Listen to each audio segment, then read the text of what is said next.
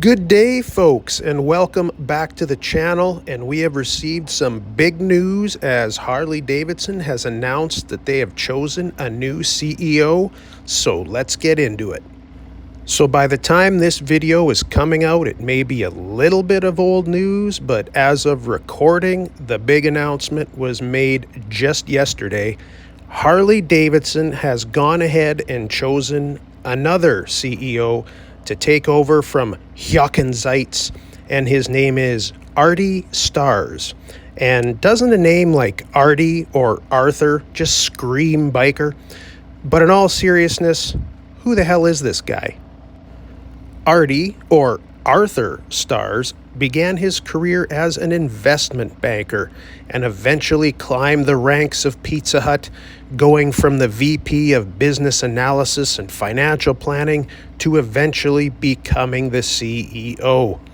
He then joined Topgolf International in 2021, where he is currently the CEO. Stars was apparently responsible for establishing Topgolf as one of the world's premier sports entertainment companies. Revenues for that company grew more than 50% under his leadership.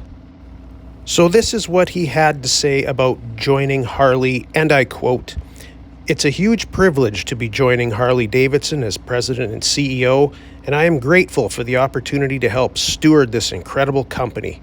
I have long admired the unique position Harley Davidson has in the hearts of its riders and fans. There is no brand that brings the same level of community and rebellious spirit as Harley Davidson," end quote.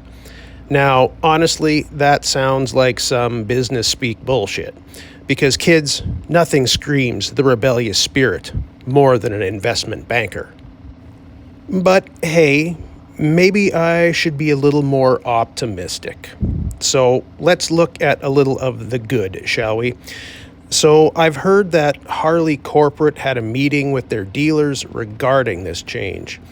My understanding is that Artie lives or is from Texas, and what I've heard from folks is that this hopefully means he may be more of an advocate for oil and gas rather than for electric. Also, Texas, generally, as I understand it, seems to be more of a conservative place. Being from Texas, it's said that he went around to dealerships in the area, not as a CEO, but as a customer, to get an idea of the product and the culture. Apparently, he has also just got his motorcycle license and intends to start riding a Harley and learn more about it. He also threw his hat in the ring on this. It doesn't appear that he was searched out by Harley to run the show. He just wanted to do it. And that's a little ballsy considering where the company currently sits and his experience. He's going to have a lot to deal with if he intends on righting the ship. But at least he sounds like he's interested and wants to learn. Another thing is that people are hopeful that he may listen to customers and employees. I've heard that when Jochen came into power, he immediately thought he knew what he was doing and said, this is the way things are going to be done. If old Artie is willing to listen, that may be a step in the right direction. But my biggest fear is that this will just be more of the same. Another businessman brought in from the outside to turn things around. My hope is that he is not just some number cruncher who is going to look at balance sheets to see where cuts can be made. If he comes out and cuts live wire, saving $20 million a year or something, that's not innovation. Don't get me wrong, that would help, but it's not going to bring in new customers or sell more bikes. And that's what the company needs if it plans to stay around for decades to come.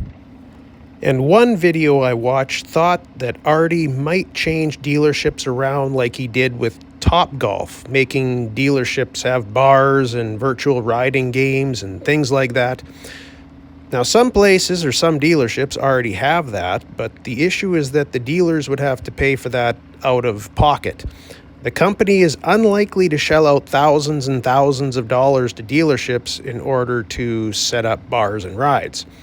Dealers also have contracts with the company, so some places, like I think here in Canada, are only allowed to sell Harley products on their property, not booze and food.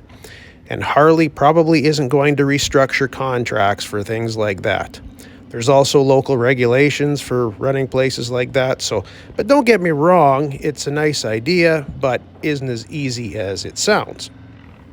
To be honest, I was hoping that Harley would promote from within rather than bringing in an outsider. Was there nobody in the entire motor company that could have run the show? You know, someone who has an idea of the product and how the company already runs? Or could it be an issue of people in the company saying they don't want anything to do with running this ship? But I suppose you technically don't need to know everything about a product to run the company. But let's face it, Harley is a massive brand with a very deep culture. It's nowhere near golf, and it sure as hell isn't a Pizza Hut. But maybe I'm being too harsh and jumping to conclusions. There seem to be some pretty optimistic people making videos about this. Maybe this Princeton-educated golf executive will turn Harley around. Maybe there will be a long line of new riders just chomping at the bit to get on a new, exciting Harley Davidson motorcycle.